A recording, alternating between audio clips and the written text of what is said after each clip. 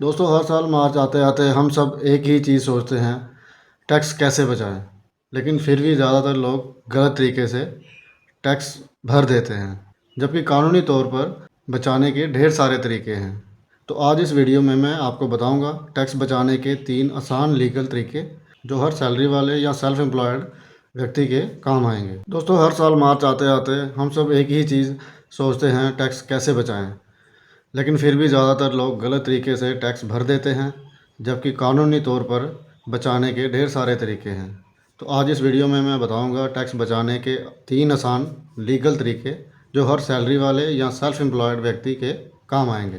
तो वीडियो को पूरा ज़रूर देखें, क्योंकि आखिर में मैं बताने वाला हूं एक बोनस तरीका जो बहुत ही कम लोगों को पता है। चैनल को सब्सक्राइब ज़रूर कर लें, क्योंकि मेरी हर एक वीडियो आपके पैसे बचाएगी।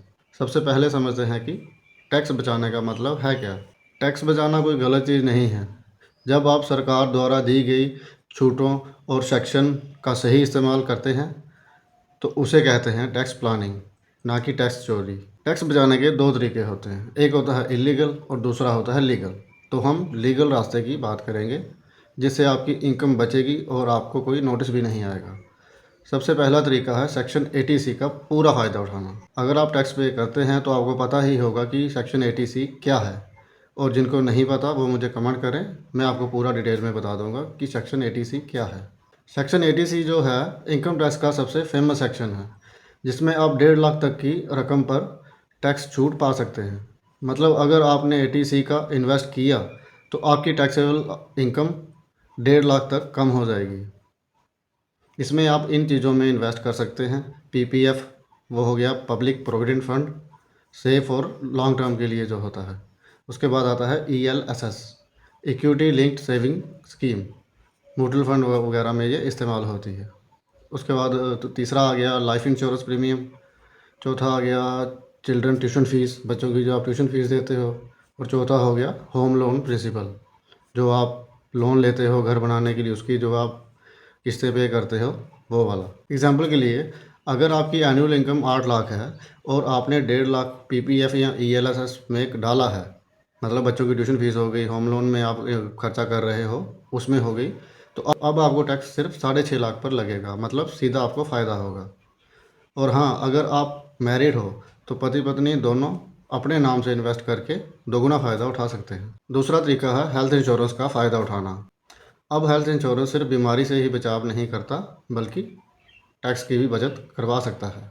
अगर आप अपना खुद का या बच्चों का या पेरेंट का मेडिकल इंश्योरेंस लेते हो तो आपको 25,000 तक की छूट मिलती है टैक्स में।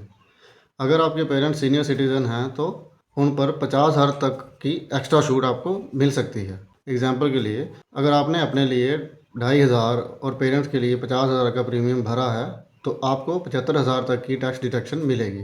इससे ना सिर्फ टैक्स कम होगा, बल्कि हेल्थ कवर भी रहेगा और आपको डबल बेनिफिट होगा। तीसरा तरीका है होम लोन के इंटरेस्ट पे छूट लेना। ये सेक्शन 24B में आता है। अगर आपने घर खरीदा है और उस पर लोन चल रहा है तो लोन के इंटरेस्ट पर आपको 2 लाख तक की टैक्स डिडक्शन मिलती है, और वो भी हर साल मिलेगी आपको। इसका फ़ायदा सैलरी लेने वाले पर्सन और जो सेल्फ एम्प्लॉय हैं दोनों को मिलता है। और अगर आपने अपना घर नया लिया है तो सेक्शन 80AA के तहत और 1.5 लाख तक की छूट मिल सकती है आपको। तो टोटल 3.5 लाख तक की डिडक्शन मिलेगी आपको पर ईयर टैक्स पे में। एग्जाम्पल के लिए, अगर आप 20,000 महीने की ईएमआई भरते हैं, जिसमें 10,000 सिर्फ आप इंटरेस्ट दे रहे हो, तो साल में 1,20,000 इंटरेस्ट कटेगा, जो आपकी टैक्सेबल इनकम से घट जाएगा। मतलब सीधा टैक्स में पैसों की बचत होगी। और अब बोनस टिप, वो है NPS, national pension system.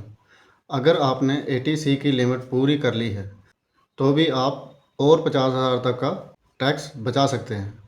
Section 80CCD1B के तहत बस आपको एनपीएस में इन्वेस्ट करना है। ये एक गवर्नमेंट बैक्ड पेंशन स्कीम है, जिसमें आपका पैसा मार्केट में ग्रो भी होता है और रिटायरमेंट के बाद पेंशन भी देता है।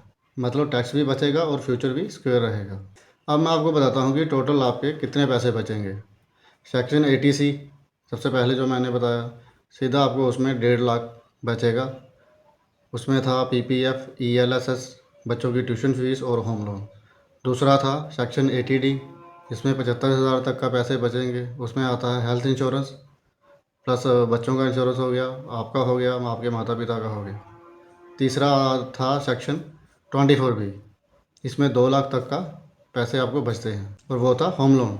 और बोनस टिप में जो मैंने आपको बताया सेक्शन 80CCD1B, इसमें आप 50,000 तक का एक्स्ट्रा पैसे बचा सकते हैं। कुल मिलाकर आप 4,75,000 तक की टैक्स सेविंग कर सकते हैं, वो भी बिल्कुल लीगल तरीके से। तो दोस्तों ये थे टैक्स बचाने के 3 आसान और लीगल तरीके।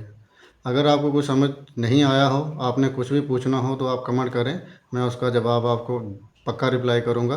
अगर वीडियो हेल्पफुल लगी होगी तो वीडियो को लाइक ज़रूर करें, चैनल को सब्सक्राइब करें, क्योंकि मैं फाइनेंस, मनी सेविंग, लोन्स इसी तरह की वीडियो बनाता हूँ जो फ्यूचर में आपके लिए बहुत ही ज़्यादा हेल्पफुल रहेंगी।